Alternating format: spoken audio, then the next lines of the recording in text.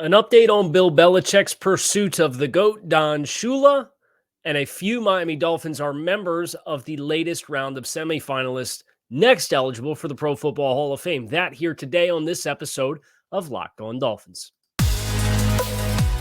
You are Locked On Dolphins, your daily Miami Dolphins podcast, part of the Locked On Podcast Network, your team every day.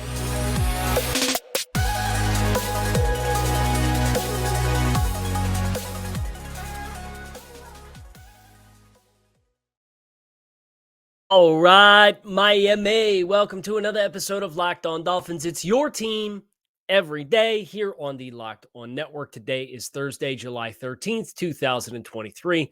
I'm your host, Kyle Krabs, lifelong Miami Dolphins fan, host of Locked On Dolphins, co-host of the Locked On NFL Scouting podcast with Joe Marino.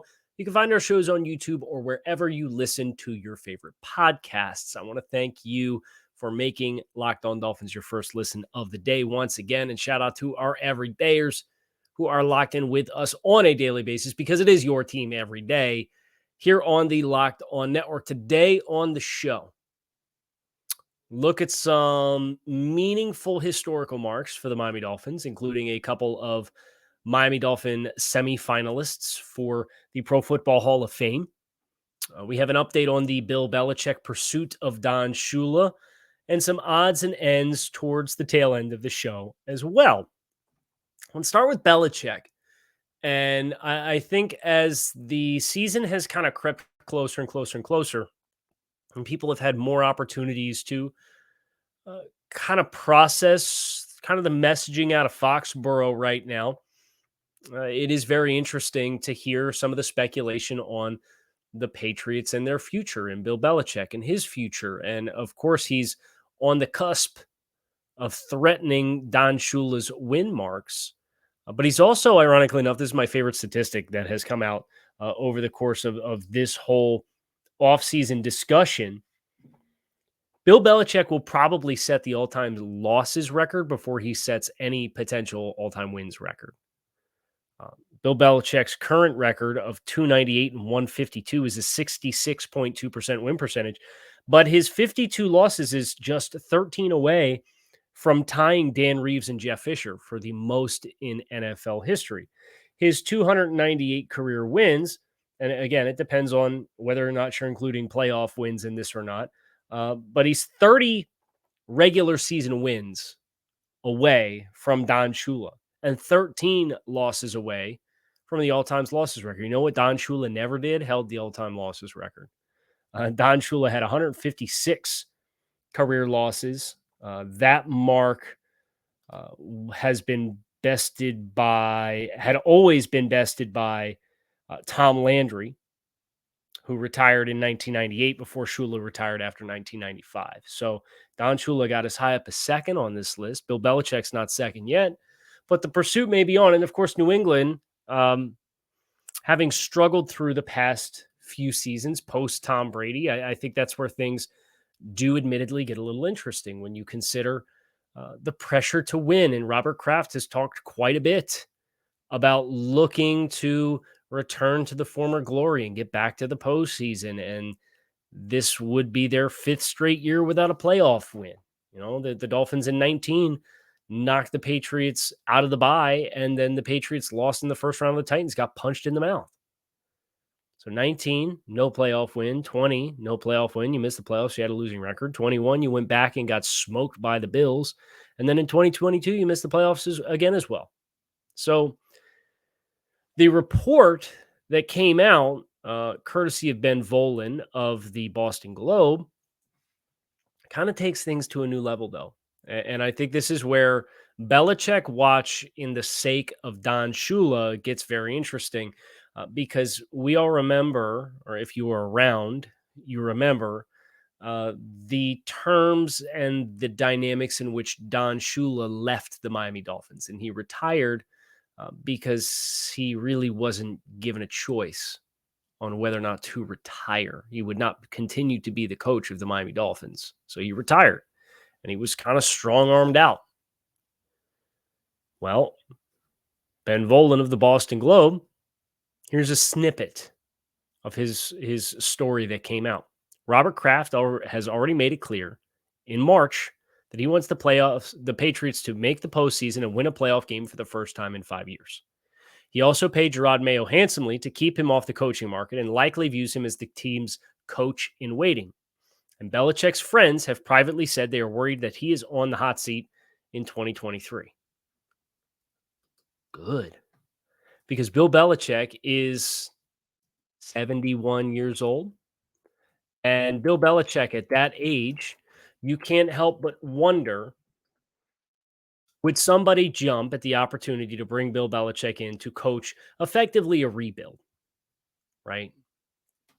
And maybe they would. And if they would, then we would still continue to collectively hold our breath. But the Patriots are largely considered by consensus to be the fourth best team in the AFC East as things currently stand. And if they finish in fourth place in the AFC East and they do miss the playoffs and they have their third losing season in the last 4 years, they have gone 7-9, 10-7, and 8-9. So they've lost 25 games in the last 3 years. If that trend were to continue, and Bill Belichick, as what would then be a 72-year-old coach by the time the 2024 season starts, is anybody bringing Bill Belichick in to start from square one? Maybe as a football executive, the Bill Parcells route. I'd be surprised if there was a pathway for him to start coaching elsewhere if he were relieved or did retire or was strong-armed out from New England. So maybe Bill Belichick doesn't get the all-time losses record. But I can tell you this, if he doesn't get the all-time losses record, he ain't going to get the all-time win record either. And there are some other coaches a little further down the pipe that do loom as significant threats. I actually have the list here of the all-time wins recordings for NFL coaches, and Andy Reid has 247. Can't imagine he's going to stay long enough to get that far into the weeds. A 64% win percentage is highly impressive for him. That's 2% behind Bill Belichick and 3.5% behind Don Shula's all-time win percentage. But Andy Reid is an older coach as well. You look at Mike Tomlin, I think that's probably one you're a little leery about. He's 163 career wins. He's been coaching since 2007. He has a 64% win percentage, so he's in the ballpark. And Mike Tomlin is 51 years old, and he's been coaching 15 years already. That's the recipe where if he takes another 15 years, I think Mike Tomlin could potentially threaten Don Shula. But if it doesn't happen with Bill Belichick, the conversation will not have to come up again for at least another decade and a half. And that's kind of the stratosphere that you are at with Don Shula right now. So, Bill Belichick, all eyes are on you. No pressure. But apparently there is pressure from inside your building for you to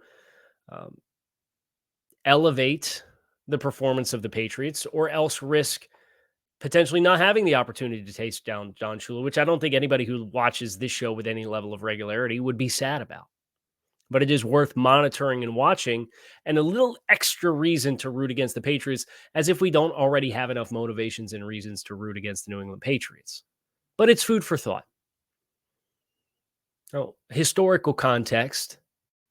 There's some other news that we need to go over here on this episode of Locked On Dolphins.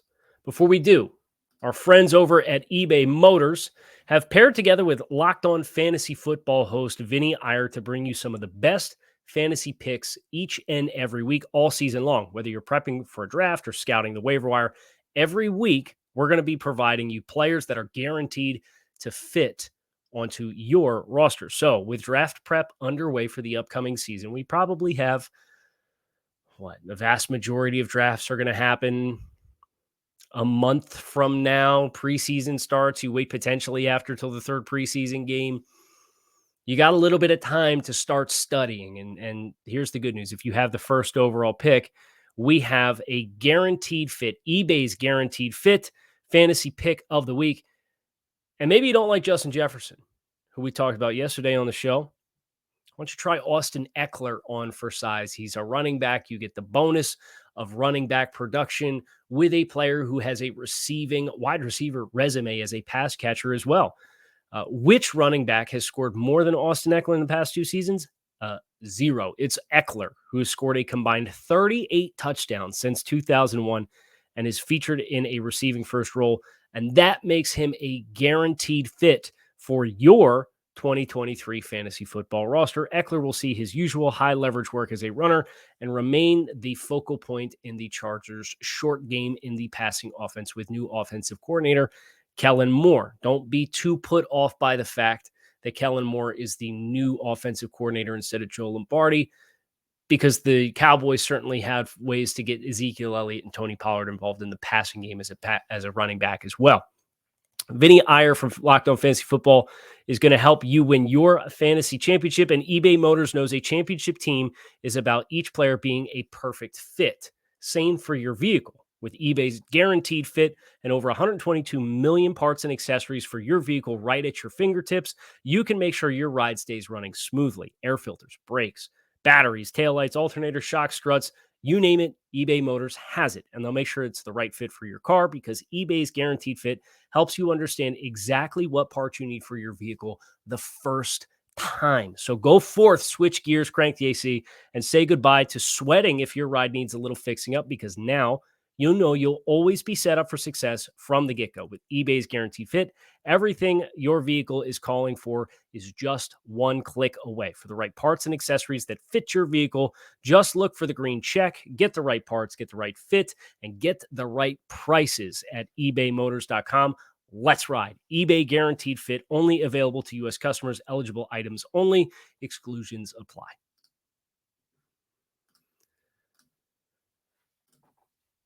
So we had a few players, historical players for the Dolphins, who had a pretty meaningful step.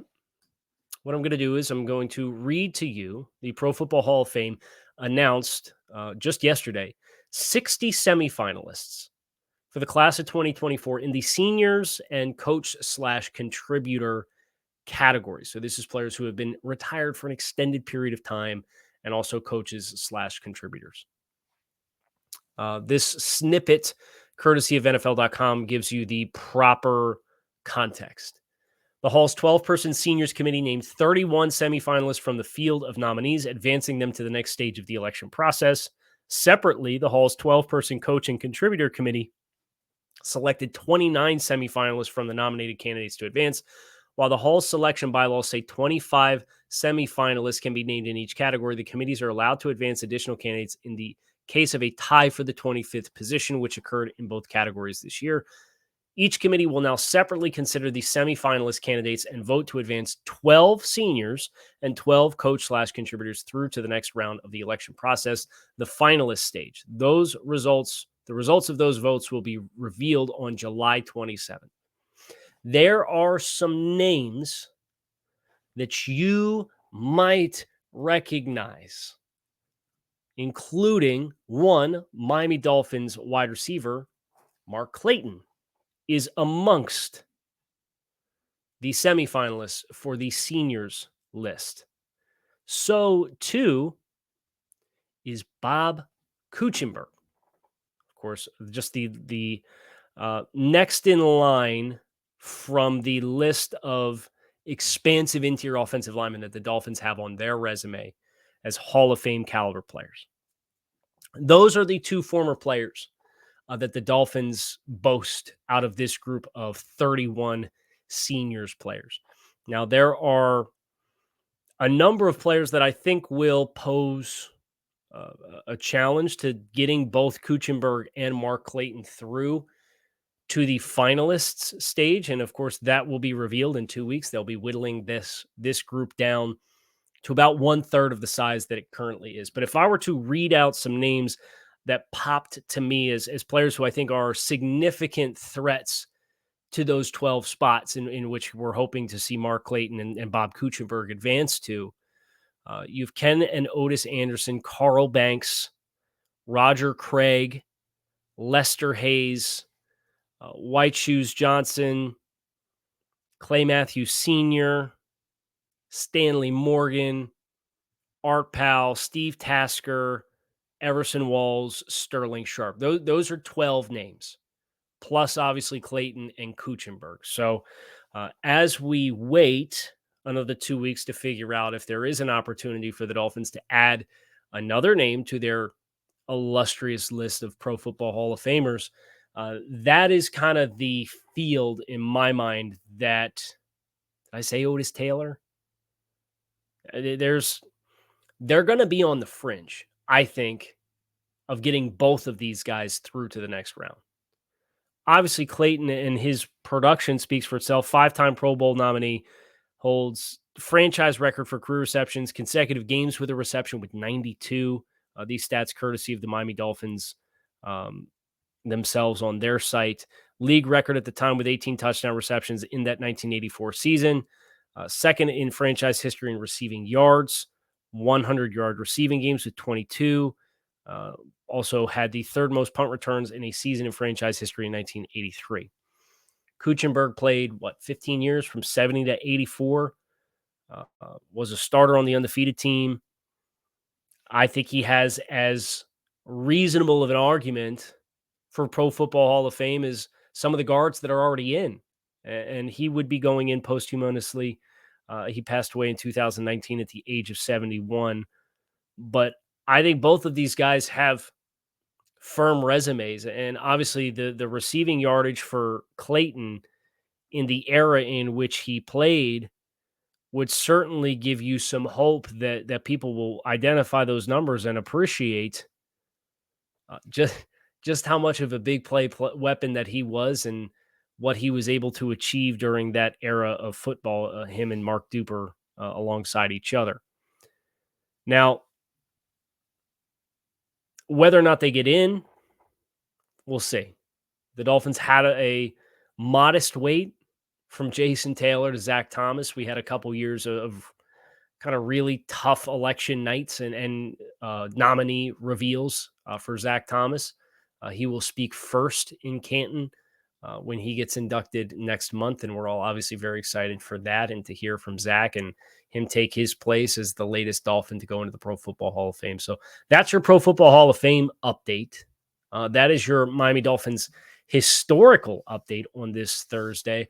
And I don't know if you guys have been plugged in at all to the Play Callers podcast series courtesy of The Athletic with Jordan Rodriguez, but Mike McDaniel is one of 4 coaches off of the Kyle Shanahan coaching tree that is being featured there. Have some thoughts there, and that's what we are going to close with here today on this episode of Locked On Dolphins. If you're not watching or listening, I should say, to the Play Callers podcast series, shame on you. First of all, it is excellent football content. The first episode, and I'm only partway through episode 2, features a look at all of these young minds, and it's McDaniel, Kyle Shanahan, Sean McVay, Matt LaFleur, all working together as a part of that Washington early 2010s coaching staff. And it talks a little bit about Kyle Shanahan and kind of his upbringing and underneath of his dad, Mike Shanahan, and the roots of the offense going all the way back to the Broncos and all of these coaches coming together, these young coaches coming together and doing something really special with RG3 that season in which they won their final 7 games and made the postseason. And of course, things fell off the rails there fairly quickly after that, and they all kind of split and went their own separate ways. But those years together that they had as young coaches, obviously very formative and off the same coaching tree with different spins on how their individual systems and offenses work. And hearing Mike McDaniel gave me some appreciation for his struggles before he came to be kind of the coveted run game aficionado that he became to Kyle Shanahan, and him talking about some of his struggles for expectation and being an Ivy League graduate who's in the room with Matt LaFleur, Kyle Shanahan, and Sean McVay, and kind of struggling with where he wanted to be and where he wanted to go versus the timeliness of that happening and what he turned to in the midst of that being alcohol, and then him being dismissed from the job and spending 2 years out of the league, and him talking very frankly. And he says, I wrote down the number of days because it gives me perspective to remember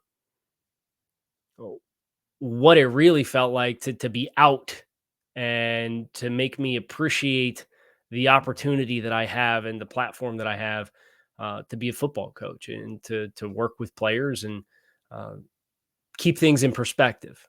I really appreciated that from Mike McDaniel. He, of course, delivers his standard quips. You will not be disappointed with some of the off the wall oddities of that Mike McDaniel is a lock for every time you put a microphone in front of his face. But it was also pretty cool to hear him talk about the audible that they put in mid game, the last week of the season, win or go home against Dallas in that 2011, 2012 season, whichever one it was, where Dallas was playing an overload front. He talked about we got a 3, a 5, and a 9 up front, which takes away all your front side runs effectively. And he had put in mid game a check at the line of scrimmage to attack weak side, and they ran it several times in the second half, and it got them out of that overload front and opened the offense back up to operate as they wanted to and help them win the football game. And he credited that as being one of the early impressionable moments in his career that gave him the affirmation that he could do this and be different. And then he talked about, looking for other ways to get in Kyle Shanahan's ear and gravitating towards Chris Forster, to be a little bit more of a run game background as compared to trying to compete with McVay and LaFleur for getting plays put into the playbook in the passing game. So very, very insightful into Mike McDaniel, his journey, the puzzle piece that he fits within this Shanahan coaching tree journey that we're seeing the league really embrace right now across the league. So I cannot recommend the play callers enough. With courtesy of The Athletic with Jordan Rodriguez. Jordan is an excellent journalist, and she's done an excellent job with getting awesome sound bites. Just make sure it's not one of those ones you put on in the background and coast through. Like, if you really want to appreciate just how deep they go, like I tried to listen to it at the airport the other day, and I had to turn it off and say, I am not in a position to listen to this. I got to sit down and actively listen. But it's compelling enough that it will do that. So I highly recommend you guys check that out and get a little bit more intel and background on Mike McDaniel. But that is going to do it for us on today's episode of Locked On Dolphins. It is your team every day. Appreciate you guys for checking out the show. Shout out to the everydayers who are locked in with us on a daily basis. Make it a great rest of your day. We're out of here. Fins up. I'll talk to you all again tomorrow.